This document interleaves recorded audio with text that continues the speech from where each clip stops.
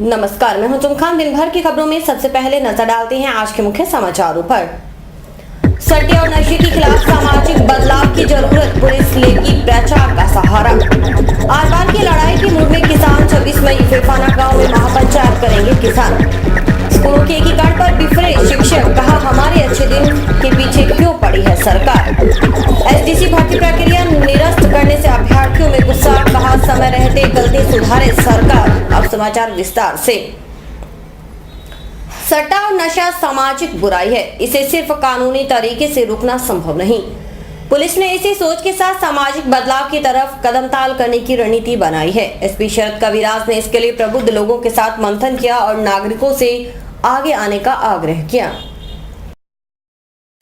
Police को लगने लगा है कि सट्टा और नशे जैसी सामाजिक बुराइयों से निपटने के लिए कानून कारगर नहीं है। ऐसे में अब सामाजिक बदलाव ही जरूरी है, इसलिए समाज की सहभागिता जरूरी है। स्काई चैनल के लोकप्रिय कार्यक्रम ये पब्लिक है सब जानती है में शिरकत करने पहुंचे एसपी शरद कविराज को जनता ने खूब खरी खरी सुनाई थी। एसपी ने कार्यक्रम में प्रेशर ग्रुप बनाने की बात कही थी। सोमवार को एसपी ने अपने कक्ष में कुछ प्रबुद्ध लोगों को बुलाया और उनसे सामाजिक बदलाव में सहयोग करने का आग्रह किया। बैठक में पुलिस अधिकारियों सहित लायंस क्लब के zonal chairman Dinesh Gupta, private school association के प्रदेश उपाध्यक्ष बाबूलाल जुनेजा, मारवाड़ी युवा मंच के राष्ट्रीय उपाध्यक्ष रमन झोत्रा, देवेंद्र अग्रवाल, व्यापार मंडल शिक्षा समिति के अध्यक्ष बालकिशन गोल्यान आदि ने शिरकत की। एसपी ने कहा कि सामाजिक संस्थाओं के सहयोग से जन जागृति अभियान शुरू किया जाएगा। हनुमानगढ़ के प्रमुख नागरिकों से जो बात हुई है उसके आधार पर बहुत बड़ी संख्या में पैम्फलेट्स बांटे जाएंगे, होर्डिंग्स लगाए जाएंगे, वॉल पेंटिंग्स की जाएगी, रैलीज की जाएंगी, जिससे कि नशे और सट्टे के विरुद्ध अभियान को और तेज किया जा सके। ओलावृष्टि से हुए फसल खराबे के उचित मुआवजे की मांग कर रहे किसानों की परेशानी खत्म होने का नाम नहीं ले रही। धरना प्रदर्शन के बाद भी सरकार किसानों की कोई सुनवाई नहीं कर रही। अब किसानों ने महापंचायत कर आर पार की लड़ाई लड़ने का निर्णय किया है। ओलावृष्टि से फसल खराबे के उचित मुआवजे की मांग को लेकर किसान पिछले 1 माह से धरने पर बैठे हैं, लेकिन न तो प्रशासन उनकी पुकार सुन रहा है और न ही जनप्रतिनिधि। ऐसे में आक्रोशित किसानों ने 26 मई फेफाना गांव में महापंचायत कर सत्ता और शासन से आर पार की लड़ाई लड़ने का निर्णय लिया है। स्वाभिमान किसान संघ के बैनर तले फेफाना क्षेत्र के किसान 7 अप्रैल से धरना दे रहे हैं। उनकी मांग है कि पिछले माह हुई जबरदस्त ओलावृष्टि से उनकी लगभग 100% फसल तबाह हो गई, लेकिन सरकार ने काफी दिन बीत जाने के बाद जो मुआवजा घोषित किया वो ऊंट के मुंह में जीरे के समान है। किसानों की मांग है कि सरकार को चाहिए कि वो पीड़ित किसानों को 9,000 रुपए प्रति बीघा की बजाय 20,000 रुपए प्रति बीघा मुआवजा दे, ताकि भूखा मरने की कगार पर पहुंच चुके काश्तकारों को कुछ राहत मिल सके। किसानों के अनुसार सरकार के साथ साथ बैंक भी उन पर दोहरी मार कर रहा है। उन्होंने बताया कि किसान क्रेडिट कार्ड बनाते समय बैंक फसल बीमा की राशि पहले ही काट लेते हैं, लेकिन अब जब उनकी फसल ओलावृष्टि से नष्ट हो गई तो बैंक किसानों को मुआवजा नहीं दे रहा। किसानों के अनुसार बैंक अधिकारी ओलावृष्टि को प्राकृतिक आपदा नहीं मान रहे हैं। ऐसे किसान सरकार और बैंक की दोहरी मार झेल रहे हैं। किसान नेताओं ने बताया कि वे अपना हक लेकर रहेंगे, भले ही उसके लिए उन्हें सरकार और प्रशासन से टकराना भी क्यों न पड़े। काफी दिनों से ओलावृष्टि का कोई मुआवजा नहीं दिया है। जो घोषणा की है वो बहुत कम की है, 9,000 रुपए प्रति हेक्टेयर के हिसाब से की है, जिसमें हमारी मांग ये है कि 20,000 रुपए प्रति हेक्टेयर कम से कम मुआवजा मिला, प्रति बीघा मिला जाए, क्योंकि 9,000 में प्रति बीघा लागत ही नहीं आ रही है। किसान है जो अन्न का उत्पादन करता है वो भूख मरने के कगार पर आ गया है। पीछे जो कांग्रेस गवर्नमेंट थी उसने कभी कुछ नहीं दिया और अभी 163 राजस्थान के अंदर बहुमत दिया है। अभी मोदी जी को वहाँ पूरा बहुमत दिया है। किसानों के लिए कोई सुनवाई नहीं हो रही है। अच्छे दिन आने वाले हैं, इस नारे का खूब फायदा उठाया भाजपा ने, लेकिन यह बात चुनाव से पहले की है। चुनाव खत्म और भाजपा के अच्छे दिन आ भी गए।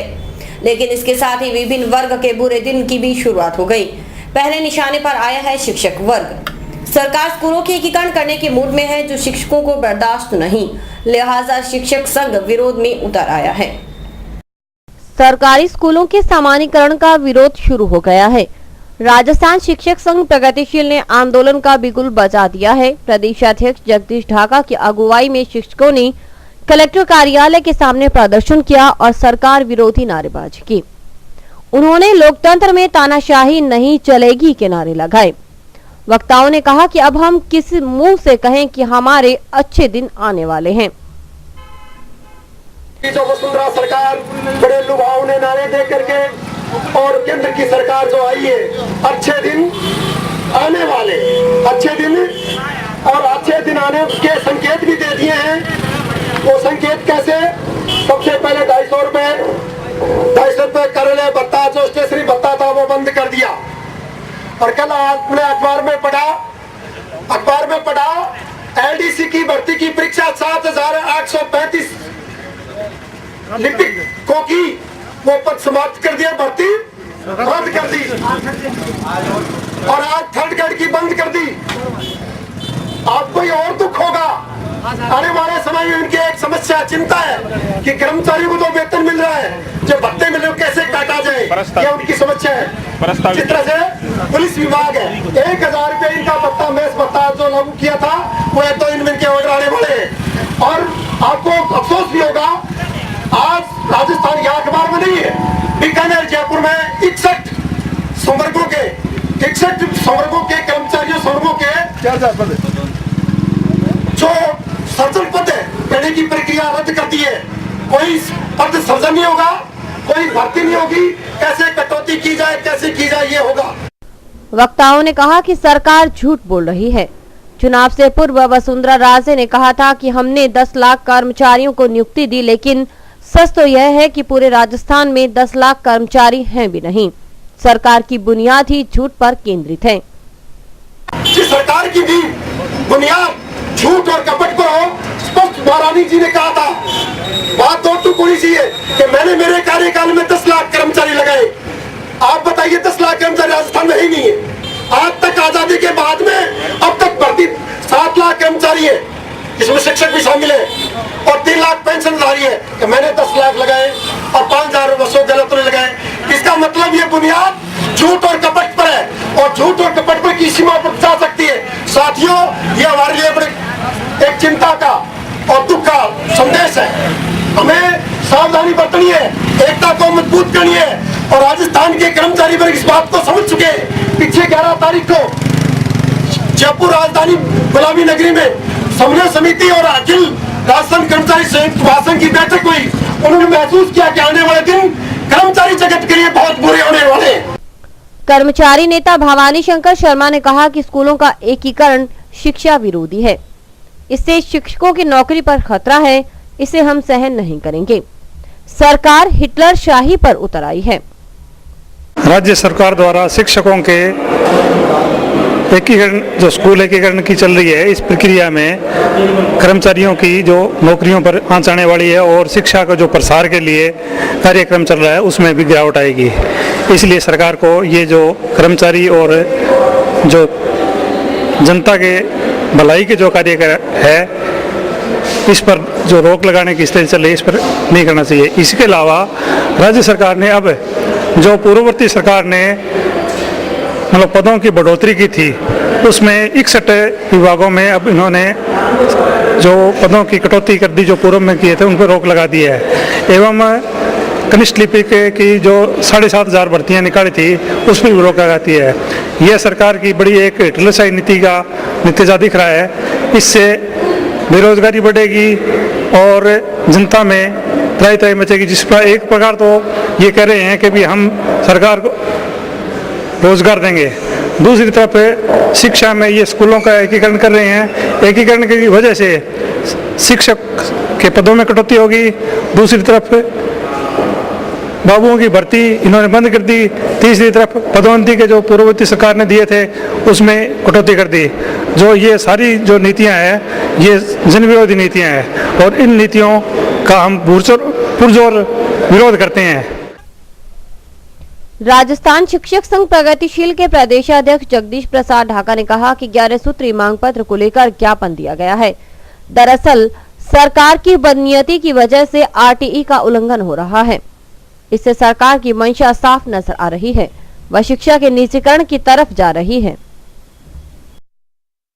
हमारा ये मानना है कि जिस तरह ये सरकार एकीकरण के समर्थन में प्रस्ताव ला रही है, ये आरटीई अनिवार्य शिक्षा अधिनियम के तहत छात्रों के शिक्षा हेतु के कुठाराघात है। वो कैसे कि 1 किलोमीटर से नज़दीक से वालों को 1 किलोमीटर तक के विद्यालयों को सेकेंडरी स्कूल में मर्ज करना, प्राइमरी स्कूल को, मिडिल स्कूल को। इससे क्या है कि वो बच्चे जो प्राइमरी स्कूल के बच्चे 1 किलोमीटर से दूर जाने का अर्थ है कि वो नहीं आ पाएंगे। और इससे क्या प्राइवेटाइजेशन को, निजीकरण को बढ़ावा देना है और गरीब छात्र निजी विद्यालयों में नहीं पढ़ पाएंगे।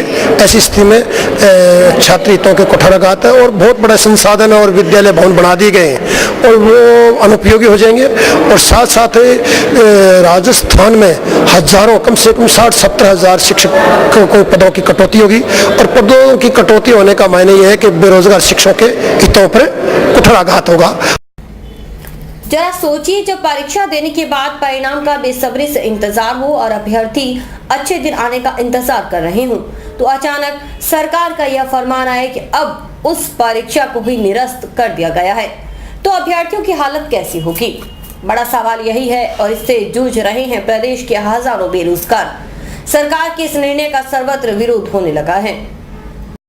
भाजपा ने लोकसभा चुनाव से पूर्व एक नारा दिया था, अच्छे दिन आने वाले हैं। खूब लोकप्रिय हुआ था यह नारा।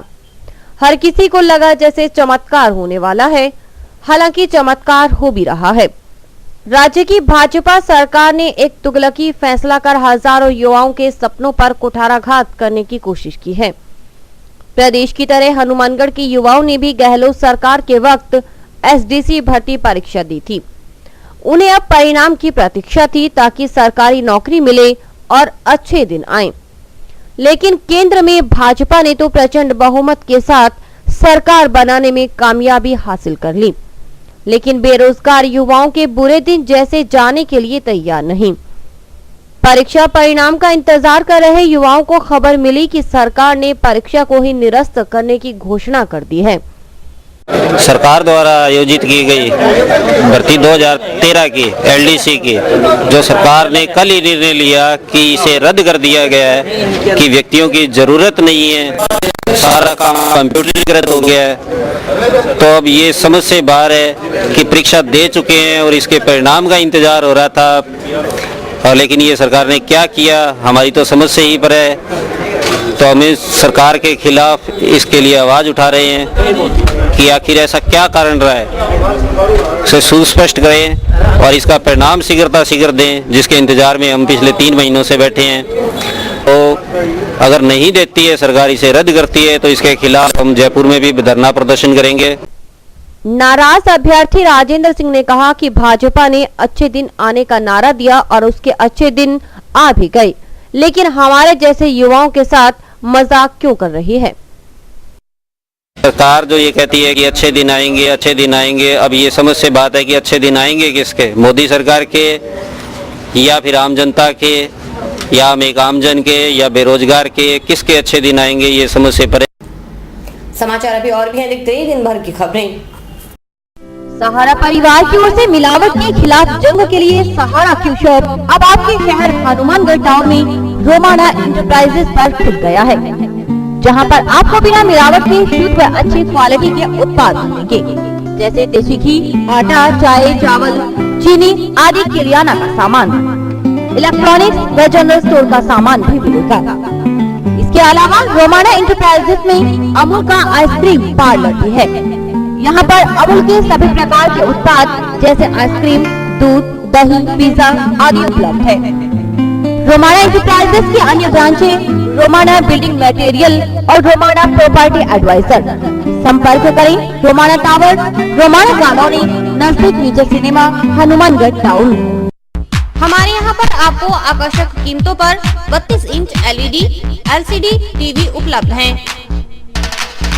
डीजी वर्ल्ड के शोरूम पर आपको आकर्षक brand Videocon, Sansui, Kelvinator, Electrolab, Philips, Panasonic, Kenstar आदि के होम अप्लायंसेस मिलेंगे। यहाँ पर LED, LCD TV, AC, refrigerator, washing machine, microwave, water heater आदि इलेक्ट्रॉनिक सामान आकर्षक कीमतों पर एक ही छत के नीचे मिलेंगे। डीजी वर्ल्ड पर मल्टीनेशनल कंपनियों के सभी इलेक्ट्रॉनिक्स आइटम उपलब्ध हैं, जिसमें विशेष रूप में कॉपर वाइंडिंग के AC और हार्ड पैनल की बढ़िया LEDयां उपलब्ध हैं। संपर्क करें DG world, town junction road, Vijay cinema के सामने, हनुमान। देश में इन दिनों लगातार बच्चे ही नहीं बड़े भी कुपोषण का शिकार होते जा रहे हैं। शरीर में कुपोषण की कमी होने से अन्य रोगों को भी बढ़ावा मिलता है। सरकार देश में कुपोषण के बढ़ते प्रकोप को रोकने के लिए कई कदम उठा रही है। इसी के तहत मिड डे मील वर्कर्स को प्रशिक्षण दिया जा रहा है। टाउन स्थित उच्च प्राथमिक विद्यालय नंबर 1 में आज ब्लॉक हनुमानगढ़ का एक दिवसीय प्रशिक्षण शिविर लगाया गया, जिसके तहत मिड डे मील योजना के तहत काम करने वाले कुक कम हेल्पर्स को स्वच्छता व पोषण संबंधी प्रशिक्षण दिया गया। शिविर में पंचायत समिति प्रधान शिमला कस्बा व ब्लॉक शिक्षा अधिकारी तेजा सिंह गदराना अतिथि के रूप में उपस्थित थे। शिविर में प्रशिक्षण लेने आई महिलाओं को संबोधित करते हुए शिमला कस्बा ने कहा कि सरकार की मंशा है कि कोई भी बच्चा कुपोषित न रहे, इसलिए खाना बनाते समय हमें सफाई का विशेष ध्यान रखना होगा। उन्होंने कहा कि अगर बच्चों को शुद्ध खाना मिलेगा तो कुपोषण का प्रभाव कम हो जाएगा। शिमला कस्बा ने कहा कि सरकार मिड डे मील वर्कर्स का मानदेय बढ़ाने पर भी विचार कर रही है। सफाई रखोगे तो बच्चों को अच्छा खाना मिलेगा।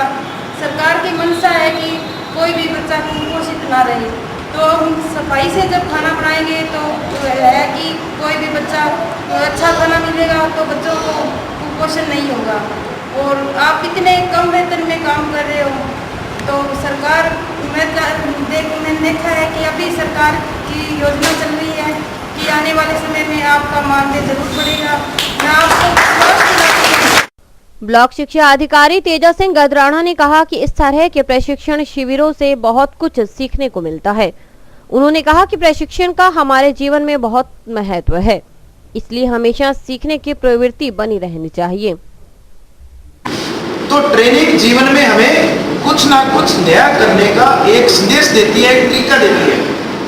कोई मिस्त्री ले लो, छोटे से छोटा, चाहे वेल्डिंग काम करता है, चाहे वर्कशॉप काम करता है, चाहे कहीं काम करता है, उसके लिए भी ट्रेनिंग। बड़े से बड़ा पायलट ले लो आप, हवाई जहाज चलाता है गवर्नमेंट, उसको भी 6-7 साल बाद एक नई ट्रेनिंग देती है। तो इसीलिए साथियों, आज हमें जो गवर्नमेंट ने इतना बड़ा मुख्य काम छेड़ा है कि जो हमारे एक पूरे कर्मदार हैं, बच्चों को खाना बनाने वाले, बच्चों की सेवा करने वाले, हमारे कुक कम हेल्पर हैं, जो क्यों ना उनको भी ट्रेनिंग दी जाए। हालांकि हम ये नहीं करें कि आप खाना बढ़िया नहीं बना रहे, आप बहुत अच्छे तरीके से काम कर रहे हो। मैं स्कूलों में जाता हूँ, देखता हूँ, वहाँ पर बढ़िया काम कर रहे हो आप, और बहुत एक मन से काम कर रहे हो, जितने साल से लगे हुए हैं आप। मास्टर ट्रेनर रमेश मीणा ने बताया कि स्विट्जरलैंड की संस्था गेन यानी global alliance for improve and nutrition द्वारा यह प्रशिक्षण दिया जा रहा है। इसका उद्देश्य भारत में कुपोषण के बढ़ते प्रभाव को कम करना है। संस्था ने सबसे पहले स्कूलों में बच्चों को दिया जाने वाला मिड डे मील की गुणवत्ता में सुधार के लिए प्रशिक्षण शिविर आयोजित किए हैं।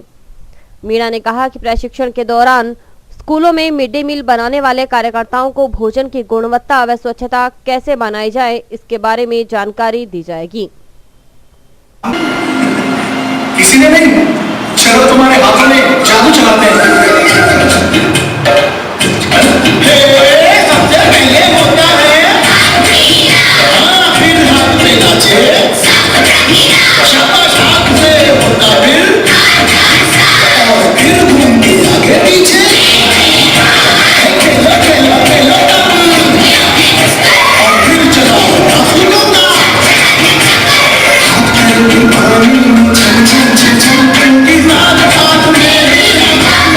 ये जो प्रशिक्षण दिया जा रहा है, ये गेन एक स्विट्जरलैंड की संस्था है, global alliance for improved nutrition, उसके बारे में दिया जा रहा है। इस मुख्य उद्देश्य इसका ये है कि भारत सरकार का एक कदम है कि भारत में जो कुपोषण की बीमारी चली हुई है उस कुपोषण से कैसे मुक्त कराया जा सके। तो उसके लिए जो ये एक गेन संस्था है स्विट्जरलैंड की, global alliance for improved nutrition, वो इस कार्यक्रम को चला रही है प्रभावी तरीके से। और सबसे पहले इसको जो है स्कूलों में मिड डे मील के तहत शुरू किया गया है। स्कूलों में किस तरीके से गुणवत्तापूर्ण मिड डे मील बच्चों को परोसा जाए और बच्चों में जो कुपोषण की कमियां हैं या मिड डे मील में जो भी कोई साफ सफाई से व्यवस्थित कमियां हैं उनको कैसे सुधारा जाए और आने वाले समय में जो है राजस्थान को ही नहीं बल्कि पूरे भारत को किस तरीके से कुपोषण से मुक्त किया जा सके, यही इस कार्यक्रम का मुख्य उद्देश्य है। और इसी के तहत ये जो है 20 तारीख से लेकर 29 तारीख तक ब्लॉक हनुमानगढ़ में ट्रेनिंग दिया जाना प्रस्तावित है। अलग अलग दिन अलग अलग ब्लॉक के कुक कम हेल्पर्स के आए हैं और इसी क्रम से यदि हम चलते रहेंगे तो राजस्थान के जितने भी 1,24,621 कुक कम हेल्पर्स हैं उनको हम 29 तारीख तक ट्रेंड कर देंगे। श्री जम्बेश्वर पर्यावरण एवं जीव रक्षा संस्थान का जिला स्तरीय सम्मेलन टाउन बिश्नोई धर्मशाला में आयोजित हुआ। कार्यक्रम में पर्यावरण दिवस को लेकर तैयारियों और पेड़ों व जीव रक्षा पर चर्चा कर आगामी कार्य योजना तय की गई। श्री जम्बेश्वर पर्यावरण एवं जीव रक्षा संस्थान का जिला स्तरीय सम्मेलन टाउन में आयोजित हुआ। कार्यक्रम में प्रदेश संरक्षक एवं मुकाम पीठाधीश्वर आचार्य स्वामी रामानंद जी महाराज, प्रदेश अध्यक्ष रामरतन बिश्नोई, श्री महंत शिवदास जी महाराज, श्री गंगानगर जिलाध्यक्ष हंसराज तरड़, हनुमानगढ़ संरक्षक डॉक्टर दलवीर सिंह, भाजपा नेता अमित साहू व बिश्नोई समाज के सदस्य उपस्थित थे। कार्यक्रम में 5 जून पर्यावरण दिवस पर होने वाले कार्यक्रमों पर चर्चा की गई। कार्यक्रम में पेड़ लगाने और जीव रक्षा करने का संकल्प दोहराया गया। कार्यक्रम के दौरान हनुमानगढ़ बाईपास मार्ग पर लगाए गए पेड़ों की सुरक्षा करने के लिए जिम्मेदारियां तय की गई। बिश्नोई समाज के लोगों ने जीव रक्षा और पर्यावरण रक्षा के लिए समाज के लोगों को सजग रहने की बात भी कही। मैं इस मंच के माध्यम से गुरु महाराज आपको एक बात बताना चाहता हूँ कि हमारे मार्केट के पास में कोला फार्म है और उस कोला फार्म के जो आसपास के जो किसान हैं वो आवारा फसलों से बहुत ज़्यादा परेशान थे। इस वजह से 1993 से लेके और 2013 तक डॉक्टर राम प्रताप जी के प्रयासों से और हमारे जो एमपीज या एमएलए बाकी होंगे उन सबके प्रयासों से उस कोला फार्म की चार्ज हो रही है। शुरुआत डॉक्टर साहब ने की थी, उसमें हजारों की संख्या में पशु थे जो आसपास के खेतों में चढ़ते थे, पानी नहीं पीते थे।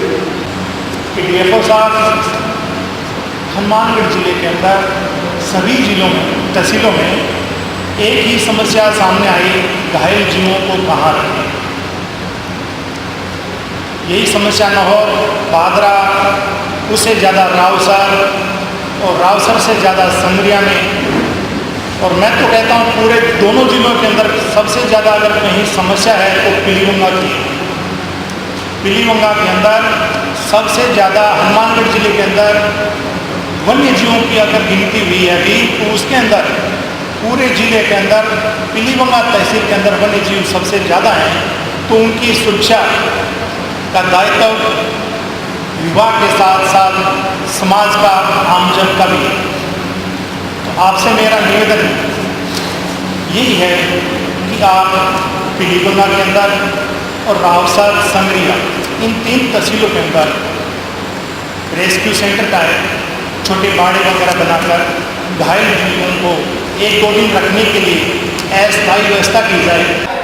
आगे आने वाले पर्यावरण दिवस 5 जून को हर तहसील में ज़्यादा से ज़्यादा पर्यावरण के लिए पेड़ लगाने का लक्ष्य है और जो हनुमानगढ़ बाईपास पर 10 किलोमीटर में संस्था ने पेड़ लगाए उनको बचाने का लक्ष्य है और पर्यावरण एवं जीव रक्षा के लिए ये सम्मेलन किया गया है।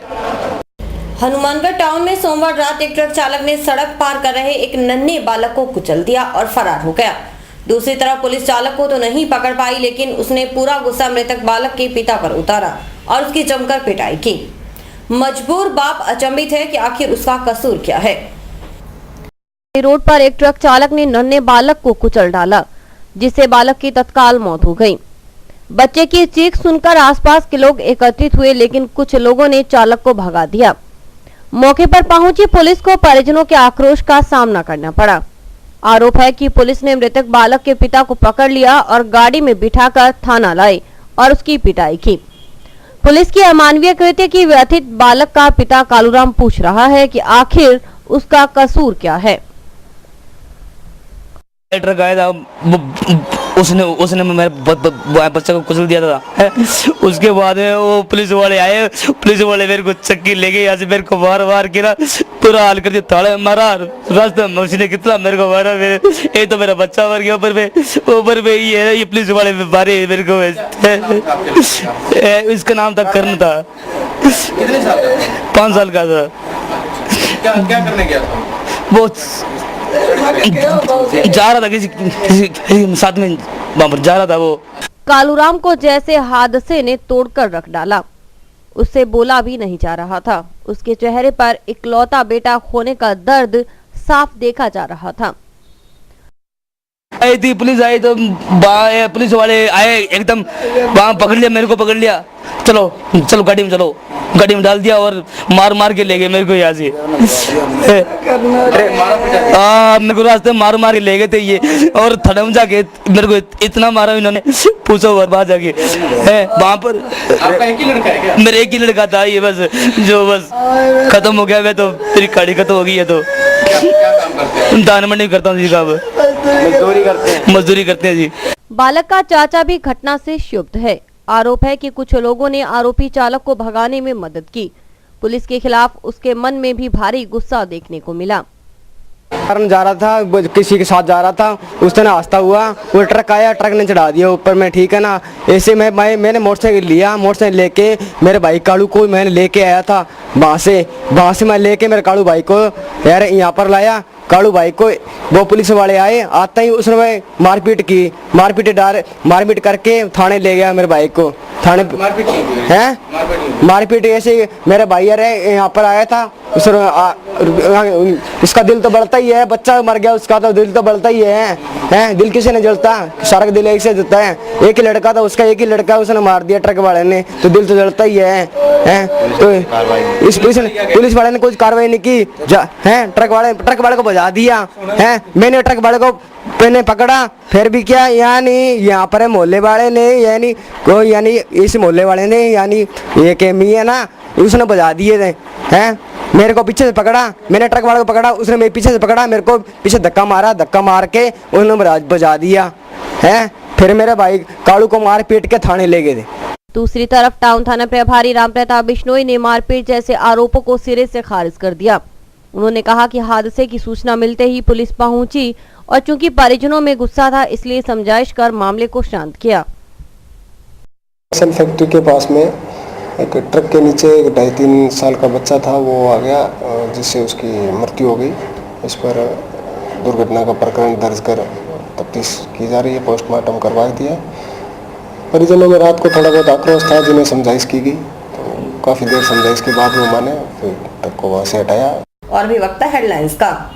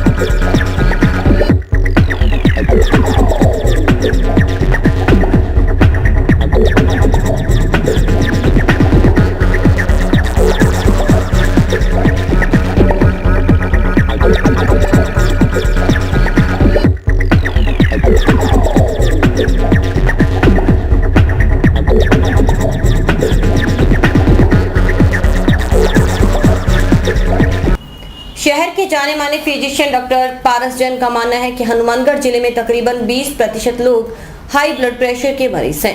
लाइफस्टाइल में तब्दीली की वजह से ऐसे मरीजों की संख्या बढ़ती जा रही है। खानपान और शारीरिक श्रम के माध्यम से ही इस रोग से निजात पाना संभव है। अगर आप सिगरेट और शराब पीने के आदी हैं, शरीर का मोटापा बढ़ रहा है, तो समझिए ब्लड प्रेशर जैसी बीमारी आपके नजदीक आ रही है। करीब 20% लोग ब्लड प्रेशर की चपेट में आ चुके हैं। दरअसल 50% लोगों को पता नहीं चलता, इसलिए बाद में दिक्कत ज्यादा होती है। ब्लड प्रेशर के बारे में काफ़ी जानकारी दी गई, जिससे कि आम पब्लिक तक उस जानकारी को पहुंचाया जा सके। हाई ब्लड प्रेशर आज एक सबसे बड़ी ज्वलंत समस्या है और हमारे देश में करीब लगभग 20% आबादी है वो इससे पीड़ित है और उनमें से लगभग 50% को ये मालूम नहीं है कि उनको हाई ब्लड प्रेशर है या नहीं है। केवल एक्सीडेंटली कभी मौके के ऊपर जब भी ब्लड प्रेशर की उनकी जांच की जाती है तो पता लगता है कि उनको हाई ब्लड प्रेशर है। आमतौर पे जो लोग ज़्यादा सिगरेट का, स्मोकिंग या तंबाकू का किसी भी प्रकार में प्रयोग करते हैं, अल्कोहल का ज़्यादा इस्तेमाल करते हैं, खाने पीने के बारे में ज़्यादा लापरवाही बरतते हैं एवं व्यायाम नाम की चीज़ का बिल्कुल उपयोग नहीं करते, उन लोगों को हाई ब्लड प्रेशर होने की संभावना ज़्यादा रहती है। जिनको डायबिटीज़ हो, जिनको हार्ट डिसीज़ हो, जिनको मोटापा हो और जिनके कोलेस्ट्रॉल ज़्यादा हो, ये लोग ज़्यादा हाई ब्लड प्रेशर से पीड़ित हो सकते हैं। डॉक्टर पारस जैन ने कहा कि उम्र के साथ ब्लड प्रेशर की बीमारी की आशंका रहती है। इससे दिल की बीमारी और लकवा आदि होने की आशंका रहती है।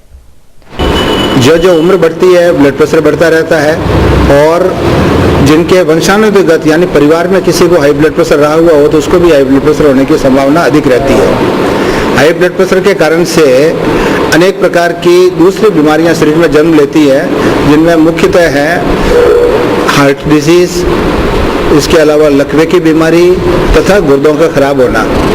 इन बीमारियों के कारण से मनुष्य की हालत बहुत खराब हो जाती है। अगर वो ब्लड प्रेशर को कंट्रोल रखे तो इनसे बचा जा सकता है।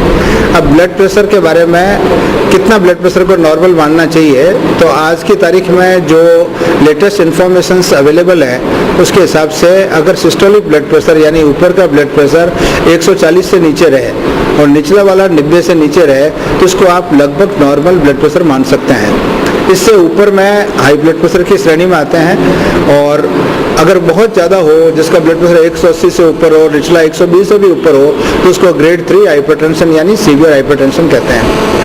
बदलती जीवन शैली और शारीरिक श्रम से दूर रहने वाले इसकी चपेट में ज्यादा आ रहे हैं, इसलिए योग, व्यायाम आदि को जीवन में अपनाने की जरूरत है। अगर आप केवल लाइफ स्टाइल में चेंज करें, अपने खान पान में परिवर्तन करें, नमक की मात्रा कम रखें, घी तेल चिकनाहट कम खाएं, सुबह शाम घूमना रखें चालू, अपना वजन कम करें, स्मोकिंग को और अल्कोहल को छोड़ें, तो आपका ब्लड प्रेशर काफ़ी कम हो सकता है। इसी प्रकार से अगर आप योग का और छोटी मोटी एक्सरसाइजेस का भी अगर आप प्रयोग कर रहे हैं तो भी आपका ब्लड प्रेशर कंट्रोल हो सकता है। लेकिन अगर ब्लड प्रेशर काफ़ी हाई लेवल का है तो उसको फिर दवाइयों की आवश्यकता होती है और वो किसी स्पेशलिस्ट चिकित्सक की राय से ही आपको दवाई चालू करनी चाहिए। ब्लड प्रेशर की दवाई है वो लंबे टाइम तक लेने की होती है और उसकी निगरानी में ही, चिकित्सक की निगरानी में उनका प्रयोग करना चाहिए। कुछ विशेष परिस्थितियों में जैसे प्रेगनेंसी में, एल्डर एज ग्रुप के अंदर, यंग के अंदर जो ब्लड प्रेशर का जो मैनेजमेंट है वो डिफरेंट होता है और उसके बारे में आपको अच्छी एक्सपर्ट ओपिनियन के बाद में स्पेसिफिक ट्रीटमेंट लेना चाहिए। डॉक्टर पारस जैन के मुताबिक हनुमानगढ़ में 20% लोग ब्लड प्रेशर से पीड़ित हैं। अगर रहन सहन पर ध्यान नहीं दिया गया तो स्थिति और विस्फोटक हो सकती है। लगभग हनुमानगढ़ के अंदर अगर सर्वे किया जाए, कुछ हद तक किया भी गया है, तो लगभग 20% आबादी को हाई ब्लड प्रेशर है यहाँ पर, बराबर पूरा सारा। और जिनकी उम्र 60 साल से ज़्यादा है उनके अंदर तो लगभग 60 से 70% लोगों को हाई ब्लड प्रेशर है। भादरा सब जेल मरम्मत के अभाव में पिछले 2 वर्षों से बंद पड़ा है, जिससे बंदियों के परिजनों को काफी परेशानी होती है। जून 2012 में भादरा जेल के 64 बंदियों को आनन फानन नोहर जेल में शिफ्ट किया गया था, लेकिन 2 वर्ष बीत जाने के बाद भी मरम्मत कार्य शुरू नहीं करवाया गया। भादरा सब जेल पिछले 2 वर्षों से बंद होने के कारण क्षेत्र के बंदियों के परिजनों को भारी परेशानी उठानी पड़ रही है। 24 जून 2012 को भादरा जेल के सभी 64 बंदियों को आनन फानन में यह कहते हुए नोहर जेल में शिफ्ट कर दिया गया कि भादरा जेल जर्जर हो गई है और इसकी मरम्मत की आवश्यकता है। 24 जून को प्रातरू डीएसपी नोहर हरिराम चौधरी की उपस्थिति में भारी पुलिस जाब्ते के साथ 2 बसों में बंदियों को भादरा से नोहर भेज दिया गया। तभी से भादरा जेल बंद पड़ी है और 2 साल होने को है, अभी तक इसकी मरम्मत भी शुरू नहीं हो पाई। सरकारी अधिकारियों की लेट लतीफी का खामियाजा भादरा क्षेत्र के बंदियों के परिजनों को उठाना पड़ रहा है। उन्हें अपने परिजनों से मिलने के लिए 50 किलोमीटर नोहर जाना होता है। वर्तमान में नोहर जेल में 88 बंदी हैं, जबकि जेल की क्षमता 86 बंदियों की है। इनमें भी 49 बंदी भादरा क्षेत्र के रहने वाले हैं। जेल में बंदियों के परिजनों के लिए सप्ताह में रविवार व बुधवार को 2 घंटों का समय तय होता है। नोहर उप कारागृह के जेलर माधवानंद शर्मा ने बताया कि नोहर जेल की दीवारों में विद्युत करंट आने के फलस्वरूप 29 नवंबर 2009 को नोहर जेल के सभी बंदियों को भादरा जेल में स्थानांतरित कर दिया गया था तथा भादरा जेल भवन की मरम्मत की आवश्यकता को देखते हुए भादरा जेल के सभी बंदी व स्टाफ जून 2012 में नोहर स्थानांतरित कर दिए गए। जेलर साहब का कहना था कि फिलहाल जेल की मरम्मत के लिए अभी तक कोई बजट स्वीकृत नहीं हुआ है। भादरा तथा नोहर जेल का कार्यभार देख रहे बाबू सुरेश कुमार कहते हैं कि जेल की मरम्मत के लिए 16 लाख रुपए के बजट स्वीकृत हुआ है और चुनाव आचार संहिता के बाद संभवतः सार्वजनिक निर्माण विभाग द्वारा इसका कार्य प्रारंभ करवाया जाएगा। वर्ष 1956 में निर्मित भादरा सब जेल की कुछ वर्ष पूर्व भी मरम्मत हुई थी और बंदी गृह से बाहर शौचालय सहित मामूली मरम्मत की आवश्यकता थी, परंतु उच्च अधिकारियों ने आनन फानन में जेल खाली करने के आदेश दिए। जबकि क्षमता है 86 की, 2 बंदी फालतू ही हैं और ये आपके 24/6/12 से भादरा जेल के बंदी भी यही हैं। भादरा जेल मरम्मत के अभाव में बंद पड़ी है और उस जेल के बंदी भी यही हैं और इस समय 49 बंदी भादरा के हैं। तो जो भादरा का जो स्टाफ था वो हाँ, भादरा स्टाफ भी यही नोहर में है। तो क्या भादरा जेल की मरम्मत शुरू हुई है नहीं अभी तो कोई मतलब मरम्मत शुरू नहीं हुई है, शायद इस साल में पूरा मतलब मरम्मत करके बंदी शिफ्ट हो जाएंगे शायद। जो अपने भादरा जेल है ये मरम्मत के अभाव में जर्जर हो गई और इसके जो सारे बंदी है वो भादरा नोहर जेल शिफ्ट कर दिए गए और अभी इसका काम चलना बाकी है और बजट हमारे पास आ गया 16 लाख कुछ है, 16 लाख कुछ पॉइंट है। तो जो ये बजट अपने स्वीकृत हो ही गया और इसके आचार संहिता कारण चालू नहीं किया गया और इसके बाद आचार संहिता हटते ही चालू हो जाएगा। इसमें जो जितने भी कैदी थे उनको नोहर जेल में शिफ्ट कर दिया गया है। ये जेल जो मरम्मत की वजह से उन कैदियों को नोहर शिफ्ट कर दिया गया है। उनके जितने भी परिजन यहाँ मिलने आते हैं बंदियों के, तो उन्हें बहुत ज़्यादा परेशानी झेलनी पड़ती है और वो पहले यहाँ आते हैं उसके बाद में नोहर जाते हैं। वहाँ कैदियों की संख्या ज़्यादा है। जितने भी कैदी हैं उनमें से भारी तादाद में भादरा क्षेत्र के कैदियों की संख्या ज़्यादा है और ये इस जेल जो भादरा सब जेल है इसका बजट भी आया हुआ है मरम्मत के लिए, लेकिन विकास कार्य है जो इसका शुरू नहीं किया गया आज तक। और इसी के साथ समाचार समाप्त हुए। रोजाना देखते रहिए समाचार। नमस्कार।